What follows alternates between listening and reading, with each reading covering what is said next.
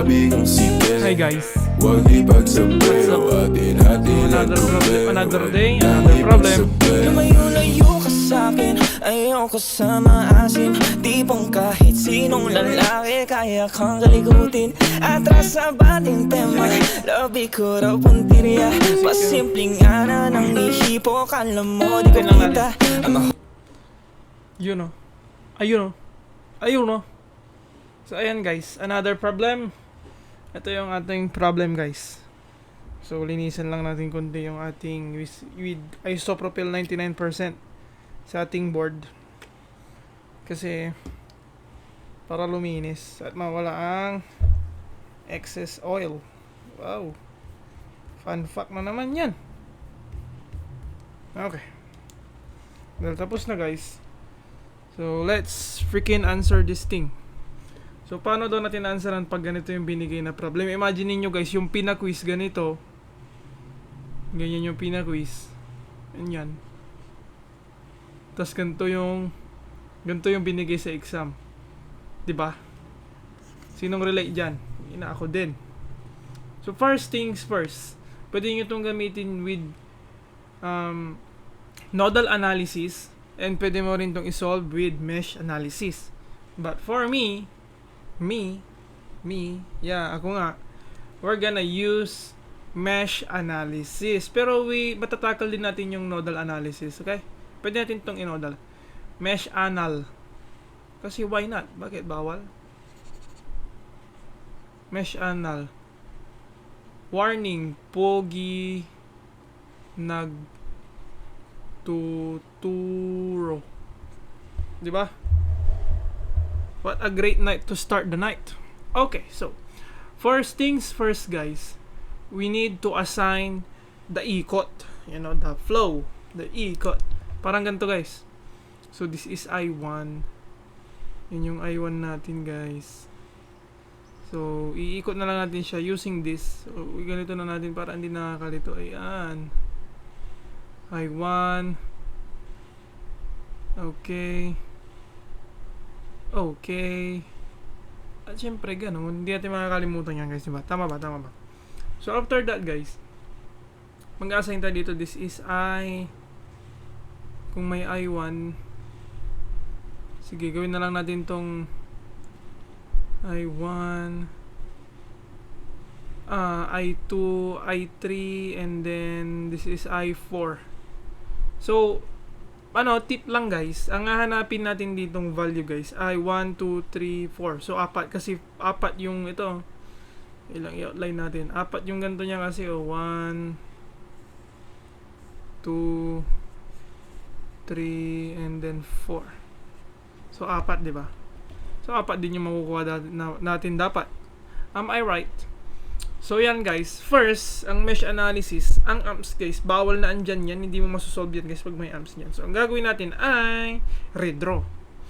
Okay, so paano natin i-redraw yan guys? So, ay paano din man natin malalaman guys kung ano to, kung anong I yan guys. So, first, dahil meron na given na to, itong I2 guys is sumaharap dito, pag ganyan. I3 naman is sumaharap pag ganon. So, yan. So, ibig sabihin guys, pag ganun to, pag ganyan naman yan. So, this is, mandin nyo guys ha, pag ganun ganyan. So, 9 amps, ay gagi. Wait lang guys, ano ba naman?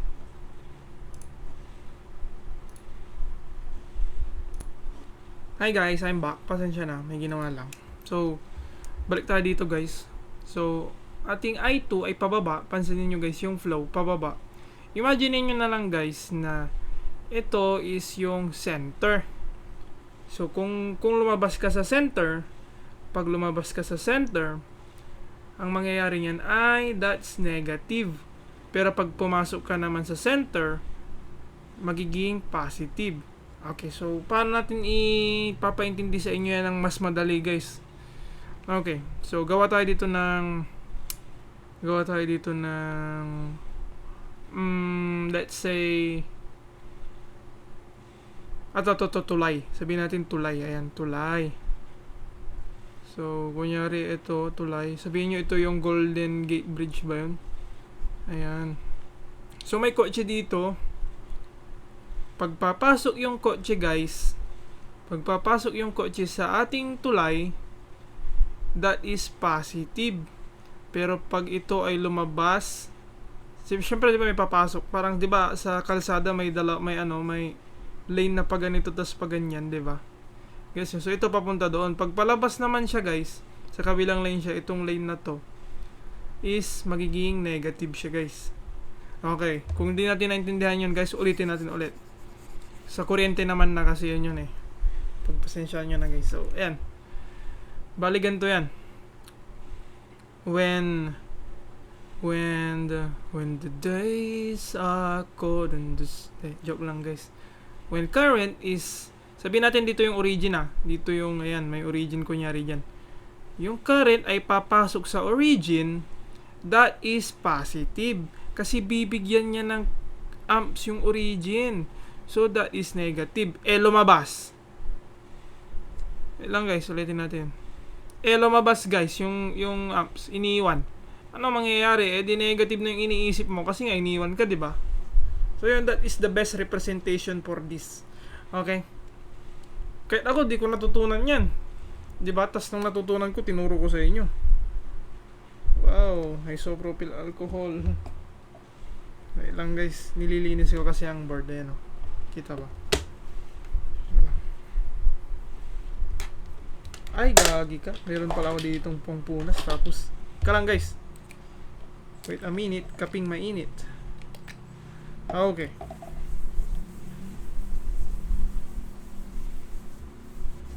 Okay na guys.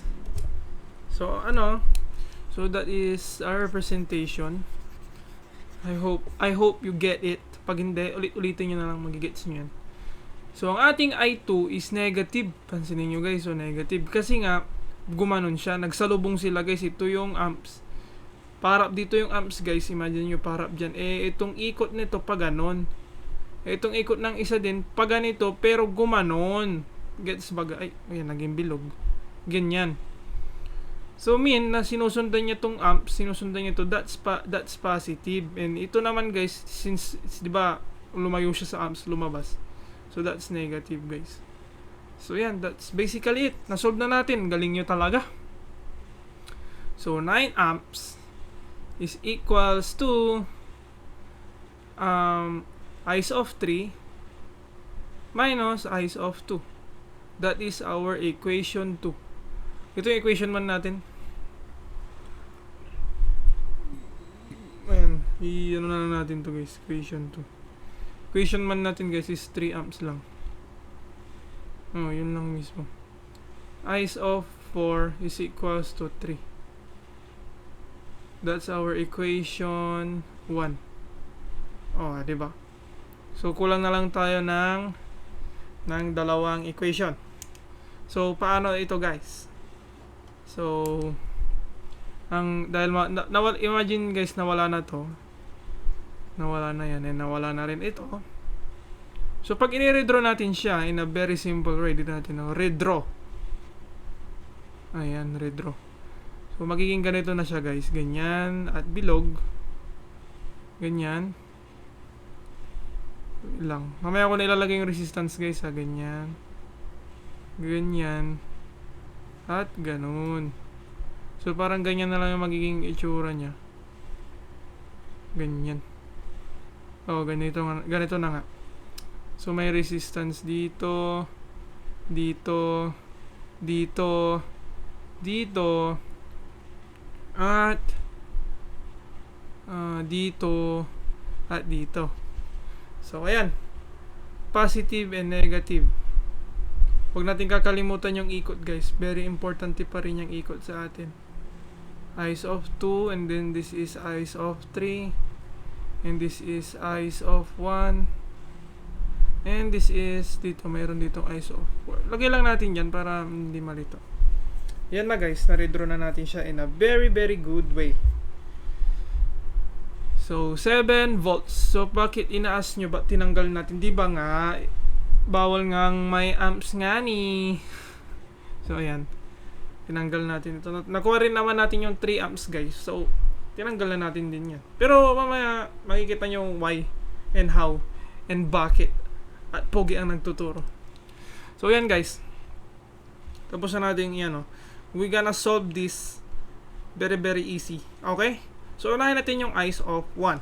Okay, so I guess dito na tayo mag-umpisa siguro. Ganito na lang natin para naman respect. Ayan, eyes of 1. So nagsimula siya sa 5. Ay gagi, hindi nyo makikita, no? Diyan yung mukha ko. Wait lang, lipat ko guys. Uy, lumipat. Ito yan. So ano na yun? Nalimutan ko na tuloy. 5. I assume alam nyo na to no? Pero pag hindi, sige.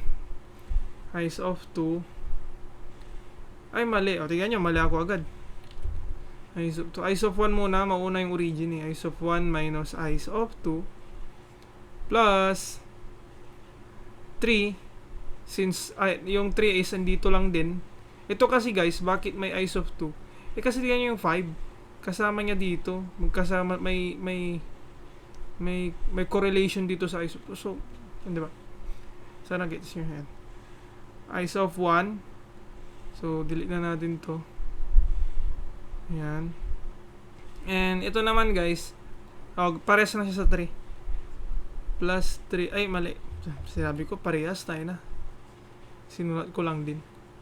Eyes of 1. And to be fair guys, ang ating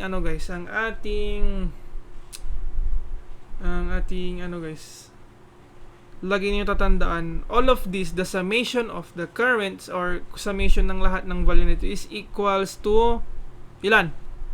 0. Galing. Galing naman, parang 6. 0. So, and 0 guys. So, distribute the 5 eyes of 2, eyes of 1 and eyes of 2, 5 eyes of 1 minus 5 eyes of 2 plus 3 eyes of 1 plus 10 eyes of 1 is equals to 0. Okay, so bring out combine like terms. So 5 and 3, that's 8. Meron pa pala ito. 18 eyes of 1. So tanggalin natin to, tanggalin din natin to, tanggalin natin yan. Minus 5.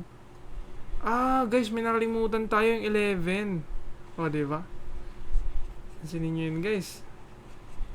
Siguro sabi nyo, gago sir, ba't nakalimutan nyo yung 11? Tama, nakalimutan natin yung 11 guys. So, may 11 pa dito. Ayan Sorry. Plus 11 eyes of 1, that's the origin. And saan siya nakabilong? Kay Taylor Swift. You belong with me. Eyes of 3. Ay, malaking eye tuloy. Eyes of 3. So, yan. Diyan 8 3 yan. Is equals to 0. So, again. So, guys, pala guys download kayo ng ganito. Ay, pagpasensya nyo na yung aking guys. Lang yan. Pata yung dyan. So, ito lang. Bang! Download kayo ng ganyan guys. So, ayan. 5 eyes of 1. So, nandito, gagi, nag-mental block din ako minsan guys, no? 5 eyes of 1 minus 5 eyes of 2 plus 3 eyes of 1 plus 10 eyes of 1. Grabe, mala engineer abad plus 11 eyes of 1 UJ abad pala, no? Minus 11 eyes of 3 is equals to 0. Okay. After joke lang daw ako si UJ abad. So, combine like terms na naman. Tama ba yung pagkaano natin dito guys? Check lang natin. Tama. So, gawin natin to para mas madali. Okay, so yan yung mga magkakaparehas guys. At hindi tayo pwedeng malito dyan. Okay, so this is 18. Yan 18 plus 10. 24 lahat yan. 24 eyes of 1. Tingnan nyo yung ginawa natin guys. Engineer, pero may trust issue tayo. 5 plus 3 plus 10 plus 11 20. Oh my god. 24, 29 pala. Okay. 29 eyes of 1. Tignan nyo guys. Tinuturuan ko kayo. Tas, di joke lang. Ayan. So that's 29. Tag. 29 eyes of 1 minus 5 eyes of 2. And lastly is the negative 11 eyes of 3. So double check nyo lagi yung value guys ha. 5, 3, 10, and 11. Yung tayo nalito pagpasensya nyo na. That's 21. Hindi, 21 to 10 plus 11. 21 plus 2, 24 plus 5, 29. So tama, nagkamali lang tayo kanina. I'm so sorry guys. Tao lang. Is equals to 0. Ah, di ba? That's our equation 3. Equation 3. Bilugan natin. Ngayon guys, eliminate na natin to. Tapos na natin yung ay gagi. Tapos na natin ito. Tapos na natin yan. Wow. So saan tayo next? Siyempre tapos na natin yan. Paano natin kukunin yung ano? Ang tawag dito guys ay loop. So mesh loop. Ito to here, to here, to here, to here, to here, and here, and here. Maggagawin na i-analyze natin yan, di ba? I-analyze natin yan. So yeah. Basically that's what it. Ano daw? Okay, so yan guys. Okay. Pagtapos ng guys, kukunin natin yung ating equation equation 4. So that's 7 volts. Imagine niyo guys na 7 volts na to, this is the current flow. Ganyan. Ay dito yung flow pala, I'm so sorry current flow. Pumunta diyan. So that's positive. We assume that that's positive. 7 volts. Look. 7 volts, guys. Actually, kahit 7 lang. 7 volts. Tapos, 5 plus 5 eyes of 2 minus eyes of 1. Hindi pwedeng makalimutan yan, guys. Dahil may 1 dyan. After nyan guys, ay pumunta tayo ng 11 plus 11 eyes of 2 ay eyes of 3 minus eyes of 1, and then pupunta tayo dito ay plus 1 eyes of 3 minus eyes of 4. Ay ano yan? Ba't ganyan? Eyes of 4 bang. So 1 na yan. So pagtapos yan magro-rotate na naman sa 5. So plus 5, since 5 lang naman yun na nasa baba, that's eyes of 3 lang, and it is equals to 0. Okay, so ayan na guys, dumaan na tayo sa lahat. May 11, may 5, may 11, may 1, may 5. So yeah, i-simplify lang natin katulad ng ginawa natin kanina. So how do we do that guys? 7 volts is actually pwede natin siyang ilipat sa kabila since wala naman siyang eyes of 1, eyes of 2, and 3. Pwede natin siyang ilipat sa kabila. That's ang tawag parang algebra na yan eh. So guys, distribute natin ulit. 5 eyes of 2. Pagpasensya nyo na guys yung sulat. Wait lang. Ayan. Lo, nabuang na talaga siya. Wait lang guys, nasira ata yung aking ballpen.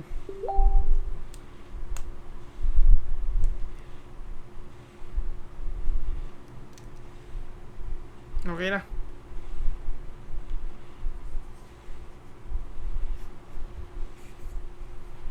na. Okay na guys. Okay na. 5 eyes of 2 minus 5 eyes of 1 plus 11 eyes of 3 minus 11 eyes of 1 plus eyes of 3, since 1 lang naman yan, minus eyes of 4 plus 5 eyes of 3 is equals to negative 7. So yun, lipat natin sa kabila, di ba? Wow naman. Long may level up. 5, 5, 11, 11. Tama ba yung 11 natin yan? Parang duda ako yan guys ha. Saan ba 11 natin? 1 and 3. Tama pala. So, saan to?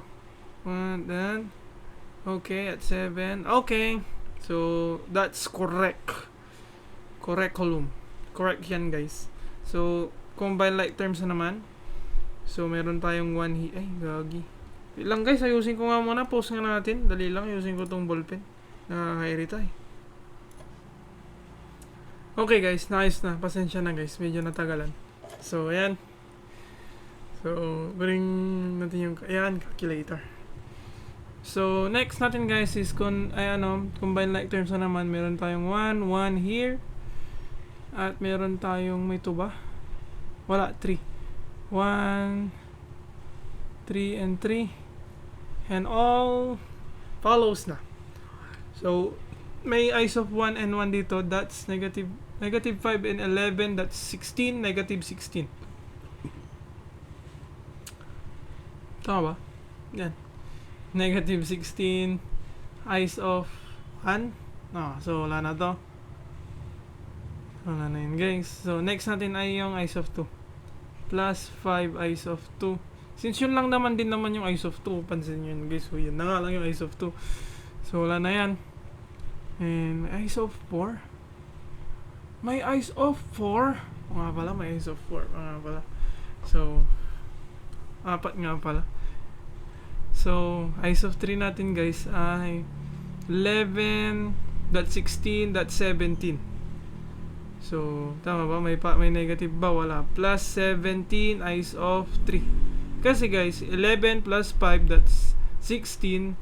Plus eyes of 3, since may 1 yan, tinanggal lang natin 1. So, that's 17 eyes of 3. Pag. Tain na. Minus eyes of 4. Is equals to negative 7. So, complete guys. Completos recados. So, paano natin itong i-ano guys? Teka lang. Na-arrange na ba?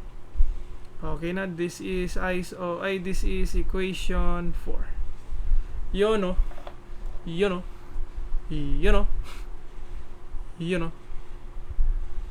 Okay, so yan. I-ano natin guys, i-matrix na natin. Ayan na. Ayan. So, eyes of, dito muna tayo guys, oh. So, 0, 0, 0, 1, since dito. So, pangalawang equation natin guys, 0, negative 1, 1, 0. Okay? Okay, so pangalawang equation guys, 29, negative 5, negative 11, 0. Ay, galing oh. Galing oh. Negative ba yung ano yan? Ano ba naman to? 29. Positive siguro yan. Zoom nga natin. Nabisit naman ako dito guys. Zoom nga natin yan. Ayan. Okay na yan guys.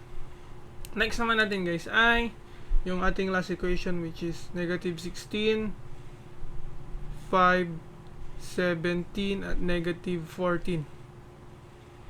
Hoy, panis yung mga pogi. Basta sa akin yung badeng.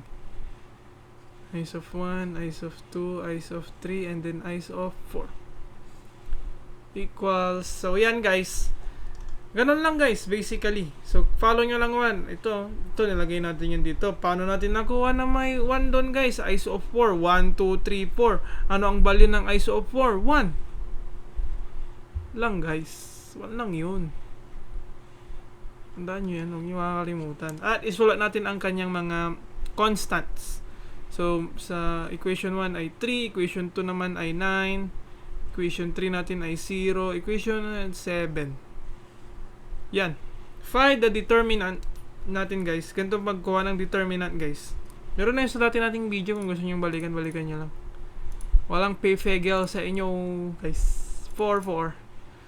That's 0, 0, 0, 1, 0, negative 1, 1, 0, 29, negative 5, negative 11, 0, negative 16,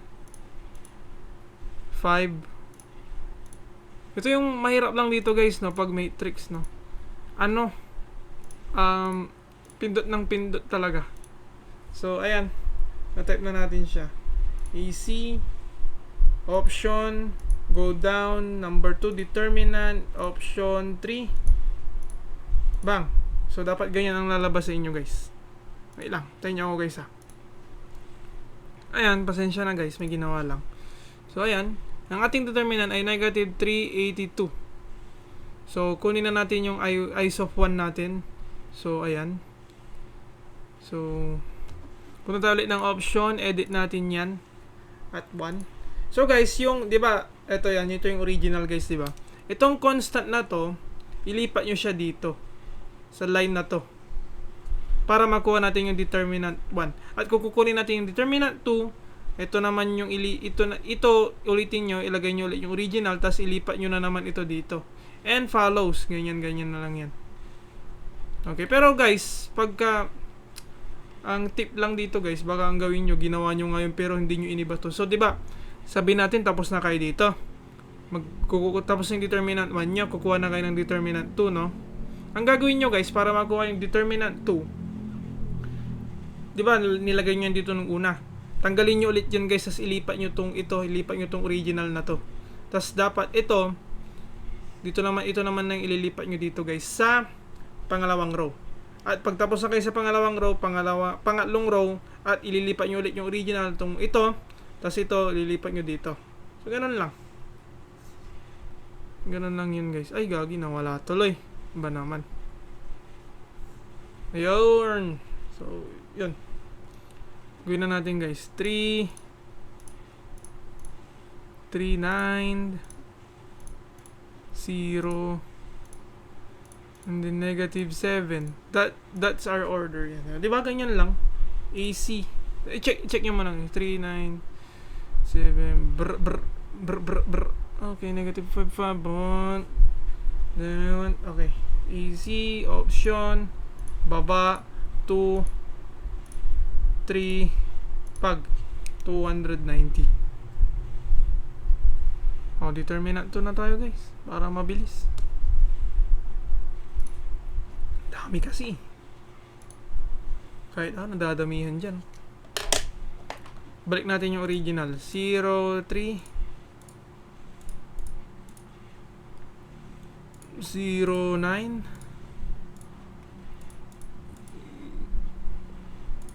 29, 0, negative 16, negative 7. So, yan, 390. Check nyo ulit to guys. Check nyo yan guys, pag tama na. Pag tama na, lagi nyo i-double check guys, kasi magkamali lang kayo ng isang value dito. Warak talaga, warak. Wala na. Finish ka talaga dito guys. 1838. Wow, 1838. And determinant of pangatlong determinant na tayo. Ganun lang, edit natin yung determinant ulit. So, ito yung binago natin. Ilagay natin siya sa original. 0, 3, negative 1, 9, negative 5, negative 11, no, that's 0. At 5 naman ulit dito sa baba. 5 at negative 7.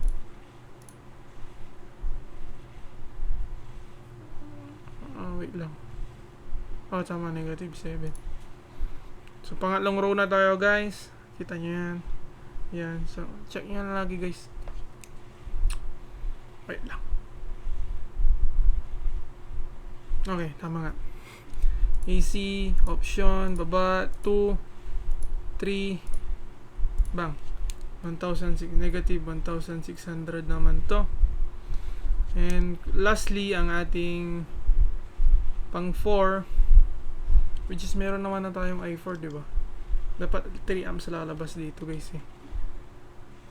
Okay, so 2 2, 1. Since dito yung binago natin. 0, 0, 3, at 1, 9. Aray ko.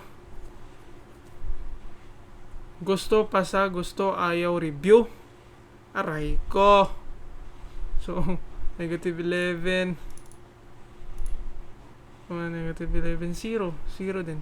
So, lagay mo lang yan, 0. May OCD kasi ako guys. Kailangan kong kumplituhin yun eh. Kailangan kong mismong i-equals kahit 0 na eh. 17 guys. At negative 7. Last. So, check natin guys. Pangalawang row. 0, 1, negative 11, 17. Tama. 3, 9, 0, negative 7. 7. 7. 0, 1, negative 1, negative 5, 5. 0, 0, 29, negative 16. So, tama siya. Last option, baba. 2, option 3. Pag, yan. Negative 1, 1, 4, 6. Yan. So, basically guys, ganito lang yan kunin para alam natin. Para natin kunin yung current dyan. I1 at ganyan. Yan lang. Oh. So, paano yan guys? Baka di nyo pa-gets. Negative 290 over negative 382. Yun na yun guys. So, balik na tayo sa ating normal mode 1. So, ito negative 290 over 382. So, that's 0.759 amps. Okay? So, dito naman guys, alam na natin yan. So, hindi naman magbabago yung baba guys. Yung taas lang yung magbabago. So, 1838 guys.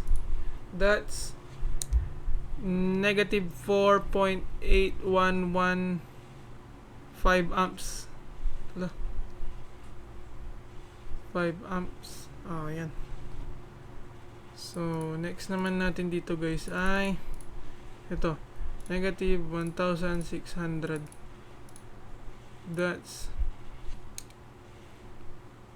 is equals to 4.188 amps. Oh. Galing. Okay. Okay.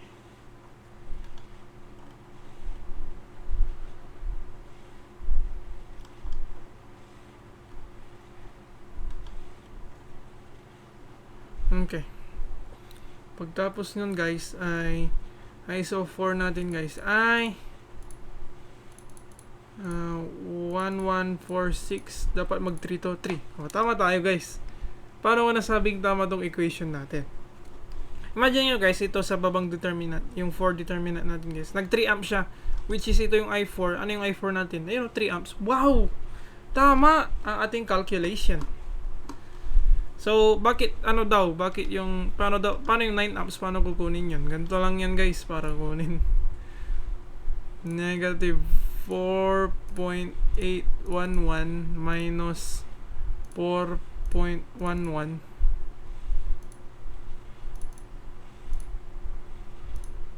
Oh, di ba?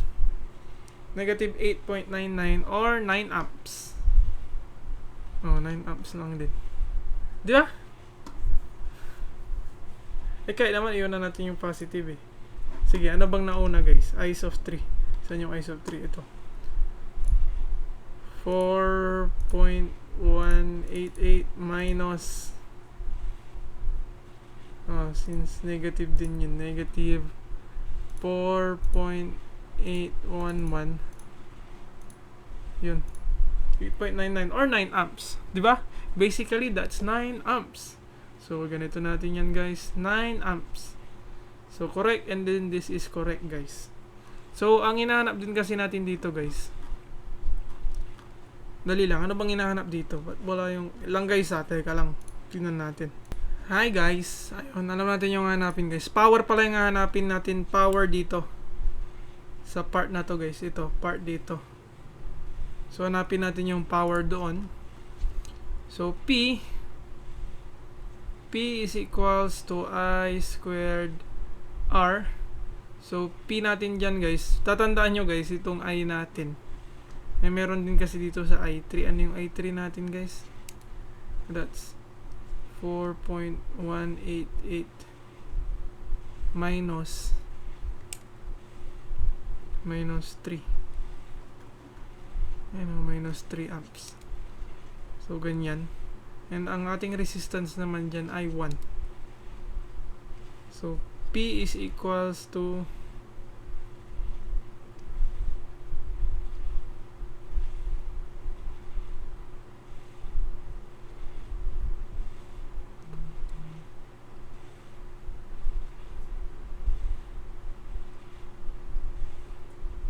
tahimik si kuya. Hindi, malito. Wait lang guys. Malito guys. Wait lang. Hi guys. Ayan, continue na natin to guys. So, ayan, P is equals to I squared natin dito. Ito guys, magiging 3 minus 4.1 something ba yun? 4.188 to. 88. That's 1. So P is equals to 1.88. Yan guys. 1.88.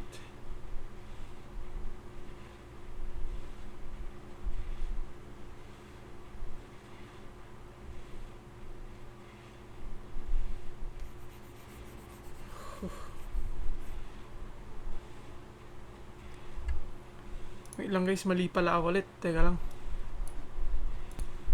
Okay guys, I'm so sorry. So ito na guys, and P is equals to VI. So hanapin natin yung voltage guys, since meron na tayong I. So paano ba yan guys? Paano natin hahanapin yung voltage niyan? VIR din. Okay. V is equals to amps natin guys, di ba? 3. May 3 tayo doon. That's 3 minus 4.188 times 1 lang din. So V is equals to sorry guys, mali yan. Okay, so 3 minus 4.188, that's 1.188 guys. 1.188. Ayan.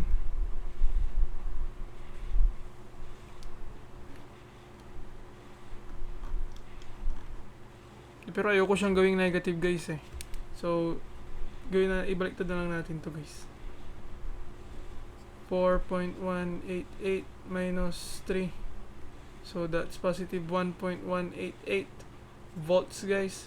P is equals to 1.188 volts times the current natin doon ng 3. So times natin siya sa 3. This should be 3.564. Ay gagi, hindi maayos guys. 3.564 watts. So yan. Ito na yan guys. So pag di nyo nagigets kung paano guys kunin. Usually kasi may paganto tayo, 'di ba? May paganyan yan, 'di ba? So andito yung 3 amps guys, 3 amps. So 3 amps. So andito din yung ito kanina guys is ICE of 3, 'di ba?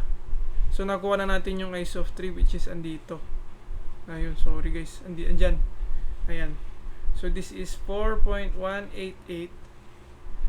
So syempre same sila ng amps. Ang hinahanap natin guys is yung power dissipated here in this resistor ng 1 ohm.